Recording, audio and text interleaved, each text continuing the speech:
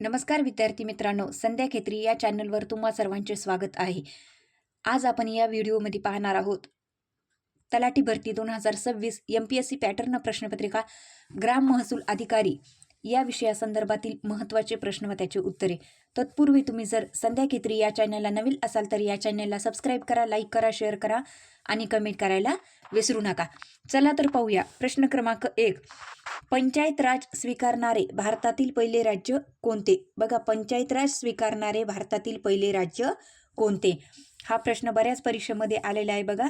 तर राजस्थान हे पंचायत राज स्वीकारणारे भारतातील पहिले राज्य आहे.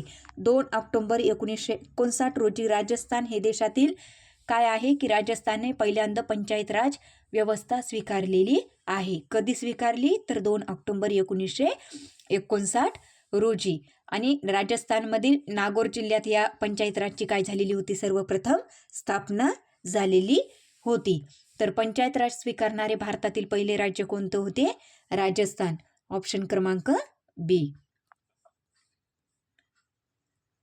प्रश्न क्रमांक 2. 1 मे 1962 रोजी महाराष्ट्र हे पंचायत राज स्वीकारणारे देशातील कितवे राज्य ठरले? बघा, 1 मे 1962 रोजी महाराष्ट्र हे पंचायत राज स्वीकारणारे देशातील कितवे राज्य ठरले? तर ते कितवे राज्य ठरलेले आहे? तर 9वे राज्य ठरलेले आहे. ऑप्शन क्रमांक क, 9वे. प्रश्न क्रमांक 3. अशोक मेहता समितीने 1977 मध्ये कोणती महत्त्वाची शिफारस केली? बघा, जी अशोक मेहता समिती आहे त्या समितीने 1977 रोजी कोणती महत्त्वाची शिफारस केलेली आहे? तर कोणती महत्त्वाची? तर पंचायत समिती हा घटक काय करावा की वगळावा आणि फक्त ग्रामपंचायत आणि जिल्हा परिषद अशी द्विस्तरीय पंचायत राज पद्धती असावी, असं अशोक मेहता समितीने काय केलेलं होतं? स्वीकारलेलं होतं. आणि पंचायत राजला काय भेटावा? वैधानिक दर्जा देण्याची शिफारसही अशोक मेहता समितीने 1977ला केलेली होती. म्हणजेच अशोक मेहता समितीने 1977 रोजी कोणती महत्त्वाची शिफारस केलेली होती? तर पंचायत समिती हा घटक वगळावा अशी द्विस्तरीय काय केलेली होती आणि ग्रामपंचायत व जिल्हा परिषद अशी द्विस्तरीय पंचायत राज सुचवलेली होती. ऑप्शन क्रमांक बी.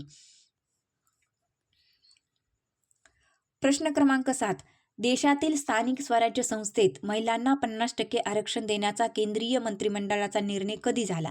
बघा, देशातील स्थानिक स्वराज्य संस्थेत महिलांना 50% आरक्षण देण्याचा केंद्रीय मंत्रिमंडळाचा निर्णय कधी झाला? तर तो कधी झालेला आहे? 27 ऑक्टोबर 2009ला झालेला आहे. कारण 27 ऑक्टोबर 2009 मध्ये केंद्रीय मंत्रिमंडळाने काय केलेलं होतं की सर्व स्तरातील स्थानिक स्वराज्य संस्था ज्या आहेत त्या स्थानिक स्वराज्य संस्थेमध्ये महिलांना काय केलेलं होतं की 50% आरक्षण देण्याचा निर्णय घेतलेला होता. तर देशातील स्थानिक स्वराज्य संस्थेत महिलांना 50% आरक्षण देण्याचा निर्णय हा 27 ऑक्टोबर 2009 रोजी घेण्यात आला. ऑप्शन क्रमांक बी. प्रश्न क्रमांक 5. महाराष्ट्रातील स्थानिक स्वराज्य संस्थेत महिलांना 50% आरक्षण कधी मिळाले? बघा, महाराष्ट्रातील स्थानिक स्वराज्य संस्थेत महिलांना 50% आरक्षण कधी मिळाले? तर महिलांना 50% आरक्षण हे कधी मिळालेले आहे? तर 14 एप्रिल 2011 रोजी महाराष्ट्राच्या विधिमंडळाने काय केलेलं होतं की मंजूर केलेल्या विधेयकानुसार महिलांना 50% आरक्षण मिळालेले होते. आणि यामध्ये ग्रामपंचायत, पंचायत समिती, जिल्हा परिषद, नगरपालिका व महानगरपालिका यांचा प्रामुख्याने काय होता? समावेश होता. 14 जुलै 2011. ऑप्शन क्रमांक क. प्रश्न क्रमांक 6. ग्रामपंचायत स्थापन होण्यासाठी सामान्य गावाची किमान लोकसंख्या किती असावी? बघा, ज्या ठिकाणी ग्रामपंचायत स्थापन करायची त्या गावची लोकसंख्या किती असावी लागते? तर त्या गावची लोकसंख्या ही 600 असावी लागते. आणि डोंगरी भागात ही लोकसंख्या किती असावी लागते? तर डोंगरी भागामध्ये ही लोकसंख्या 300 असावी लागते. आणि जर लोकसंख्या नसेल तर 2-3 खेड्याची मिळून काय होते? मग ग्रुप ग्रामपंचायत स्थापन केली जाते. परंतु ग्रामपंचायत स्थापन करण्यासाठी सामान्य गावाची किमान लोकसंख्या ही 600 तरी असावी लागते. ऑप्शन क्रमांक क. प्रश्न क्रमांक 7. ग्रामपंचायतीची सदस्य संख्या कमीत कमी आणि कमाल किती असावी? बघा, ग्रामपंचायतीमध्ये जे सदस्य असतात त्यांची संख्या ही कमीत कमी किती व जास्तीत जास्त किती असावी? तर ती किती असावी? कमीत कमी ही 17 असते व कमाल म्हणजेच काय, जास्तीत जास्त कमीत कमी 7 असते आणि जास्तीत जास्त किती असते? 17 असते. ऑप्शन क्रमांक बी. प्रश्न क्रमांक 8. गावाची लोकसंख्या 600 ते 1500 असल्यास ग्रामपंचायतीचे किती सदस्य असतात? बघा, गावाची जर लोकसंख्या 600 ते 1500च्या आसपास आहे तर ग्रामपंचायतीमध्ये किती सदस्य असतात? तर किती सदस्य असतात? 7 सदस्य असतात. जेव्हा 600 ते 1500च्या दरम्यान लोकसंख्या असेल आणि डोंगरी भागामध्ये जेव्हा 300 ते 1500 लोकसंख्या असते तेव्हा सुद्धा काय असतात? 7च सदस्य असतात. म्हणजे डोंगरी भागात सुद्धा आणि गावच्या लोकसंख्येमध्ये सध्या किती असतात सदस्य? 7 सदस्य असतात. ऑप्शन क्रमांक बी. प्रश्न क्रमांक 9. ग्रामपंचायत सदस्यांना काय संबोधले जाते? बघा, ग्रामपंचायत सदस्यांना काय संबोधले जाते? तर त्या सदस्यांना काय म्हणतात? पंच असे म्हणतात. ऑप्शन क्रमांक बी. प्रश्न क्रमांक 10. ग्रामपंचायतीतील पंचांची निवड कशी होते? बघा, ग्रामपंचायतीमध्ये जे पंच असतात त्यांची निवड कशी होते? तर त्यांची निवड ही ग्रामसभा स्थापन केली जाते आणि ग्रामसभेमार्फत प्रत्यक्ष निवडणुकीने काय होते की पंचाची निवडणूक ग्रामसभेमार्फत पंचांची निवडणूक प्रत्यक्ष निवडणुकीने केली जाते. तर ग्रामसभेमार्फत प्रत्यक्ष निवडणुकीने काय केली जाते? पंचांची निवड केली जाते. ऑप्शन क्रमांक बी. प्रश्न क्रमांक 11. ग्रामपंचायतीमध्ये महिलांसाठी किती जागा राखीव आहेत? बघा, ग्रामपंचायतीमध्ये महिलांसाठी किती जागा राखीव आहेत? तर प्रत्येक ग्रामपंचायतमध्ये एकूण सदस्य संख्येच्या 50% जागा काय असतात? ह्या महिलांसाठी राखीव ठेवलेल्या असतात. तर ग्रामपंचायतीमध्ये महिलांसाठी किती टक्के जागा राखीव असतात? तर 50% जागा राखीव असतात. ऑप्शन क्रमांक बी. प्रश्न क्रमांक 12. ग्रामपंचायतीमध्ये नागरिकांच्या मागास प्रवर्गासाठी ओबीसी किती टक्के आरक्षण आहे? बघा, ग्रामपंचायतीमध्ये नागरिकाच्या जे मागास प्रवर्ग असतो ओबीसी याने अदर बॅकवर्ड क्लास किती टक्के आरक्षण आहे? तर एकूण सदस्य संख्येच्या 27% आरक्षण काय असते? राखीव ठेवलेल्या असतात. ऑप्शन क्रमांक क. प्रश्न क्रमांक 13. ग्रामपंचायतीचा सर्वसाधारण कार्यकाळ किती वर्षाचा असतो? बघा, ग्रामपंचायतीचा सर्वसाधारण काळ हा 5 वर्षाचा असतो. परंतु अपवादात्मक परिस्थितीमध्ये राज्य शासन काय करते की तो परिस्थितीत वाढू शकतो, पण तो 5.5 वर्षापेक्षा अधिक करता येत नाही. म्हणजे फक्त 6 महिन्याने तो कार्यकाळ काय करता येतो? वाढवता येतो. म्हणजेच 5.5 वर्षापेक्षा अधिक करता येत नाही. तर अपवादातच मग परिस्थितीमध्ये 5.5 वर्ष होऊ शकतो. तर ग्रामपंचायतीचा कार्यकाळ किती वर्षाचा असतो? तर तो 5 वर्षाचा असतो. ऑप्शन क्रमांक क. प्रश्न क्रमांक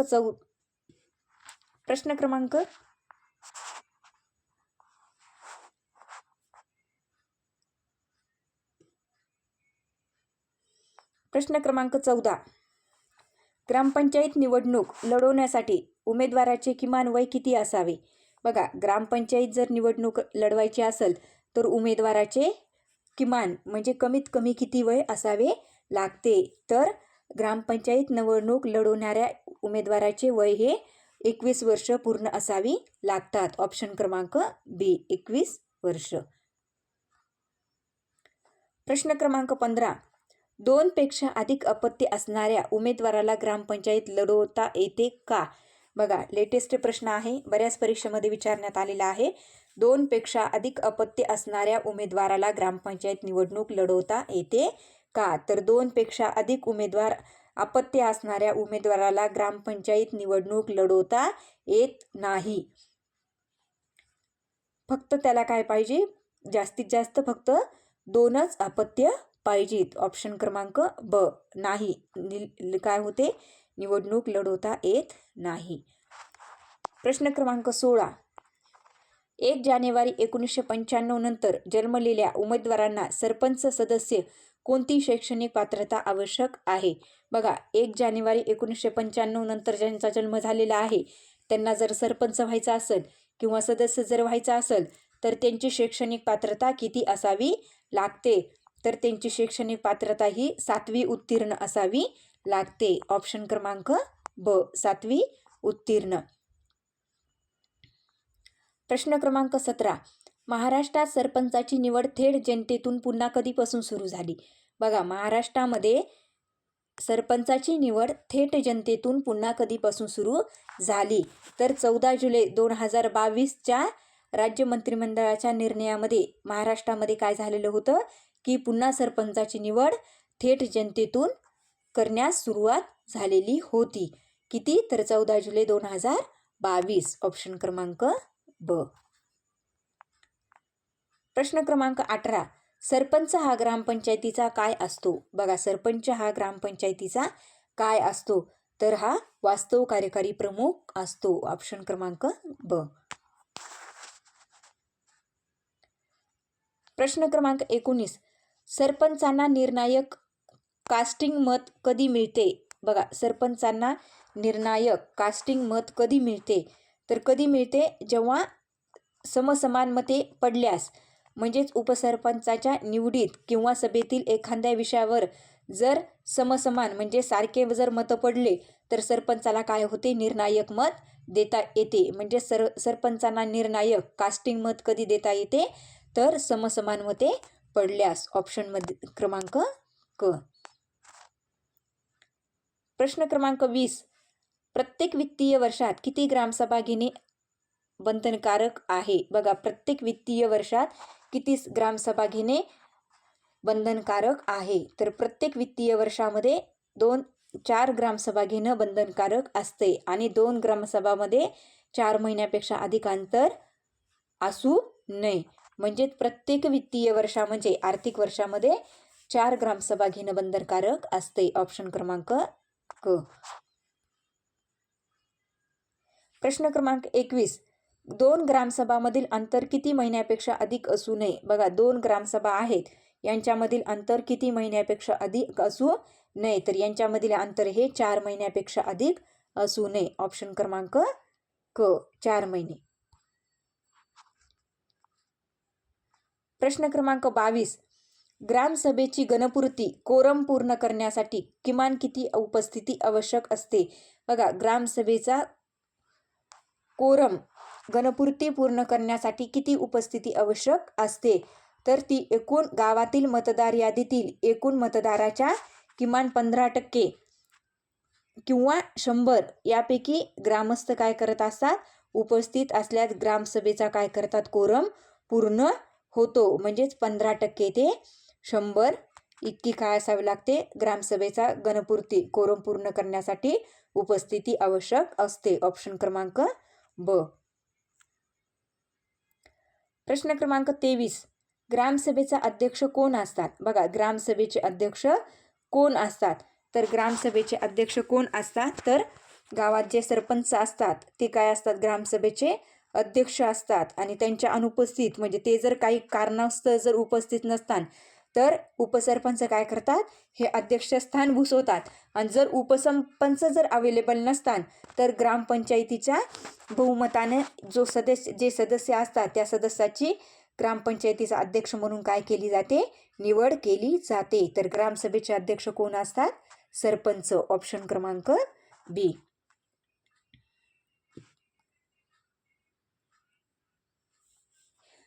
प्रश्न क्रमांक 24. पंचायत समिती सदस्याची संख्या जिल्हा परिषद सदस्याच्या तुलनेत किती असते? बघा, पंचायत समितीच्या सदस्यांची संख्या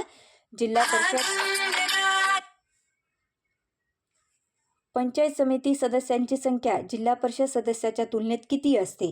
तर बघा, ती किती असते, तर ती एकूण 20,000 लोकसंख्येमागं एक पंचायत समिती सदस्य व दर 40,000 लोकसंख्येमागं एक जिल्हा परिषद सदस्य निवडून येतो. म्हणजेच पंचायत समिती निवडून आलेल्या सदस्यांची संख्या ही त्याच गटाच्या जिल्हा परिषद सदस्यांच्या किती असते? एकूण दुप्पट असते. म्हणजेच दर 20,000 लोकसंख्येमागे एक पंचायत समिती सदस्य आणि त्याच्यानंतर 40,000 लोकसंख्येमागे एक काय असतो? जिल्हा परिषद सदस्य निवडून येतो. तर पंचायत समिती सदस्याची संख्या जिल्हा परिषद सदस्याच्या तुलनेत किती असते? तर ती दुप्पट असते. ऑप्शन क्रमांक बी. प्रश्न क्रमांक 25. जिल्हा परिषद सदस्य संख्या सध्या किमान आणि किती कमाल आहे? बघा, जिल्हा परिषदेची संख्या कमीत कमी किती आणि जास्तीत जास्त किती असते? तर जिल्हा परिषद सदस्य संख्या ही 3 ऑगस्ट 2022च्या मंत्रिमंडळाच्या निर्णयानुसार जिल्हा परिषदेची सदस्य संख्या ही 50 ते काय असते? 75 इतकी असते. ऑप्शन क्रमांक ब. प्रश्न क्रमांक 26. जिल्हा परिषदेच्या अध्यक्ष व उपाध्यक्षाचा कार्यकाळ किती असतो? बघा, जिल्हा परिषदेचे जे अध्यक्ष असतात आणि उपाध्यक्ष असतात त्यांचा कार्यकाळ किती वर्षाचा असतो? तर त्यांचा कार्यकाळ हा प्रामुख्याने 2.5 वर्षाचा असतो. व जिल्हा परिषदेच्या ज्या विषय समित्या आहेत त्या विषय समितीच्या सभापतीचा कार्यकाळ सुद्धा काय असतो? 2.5 वर्षाचा असतो. ऑप्शन क्रमांक सी. प्रश्न क्रमांक 27. ग्रामसेवकाचे आता ग्रामपंचायत अधिकारी वेतन कोणत्या निधीतून दिले जाते? बघा, ग्रामसेवकाचे वेतन कोणत्या निधीतून दिले जाते? तर ते जिल्हा निधीतून. म्हणजेच ग्रामसेवकाचे वेतन हे वेतन ग्राम निधीतून न जाता देता ते सध्या जिल्हा निधीतून दिले जाते. ऑप्शन क्रमांक ब. अशाच नवनवीन व्हिडिओसाठी विद्यार्थी मित्रांनो, हा जर व्हिडिओ तुम्हाला आवडला असला तर लाईक करा, शेअर करा आणि कमेंट करायला विसरू नका. धन्यवाद.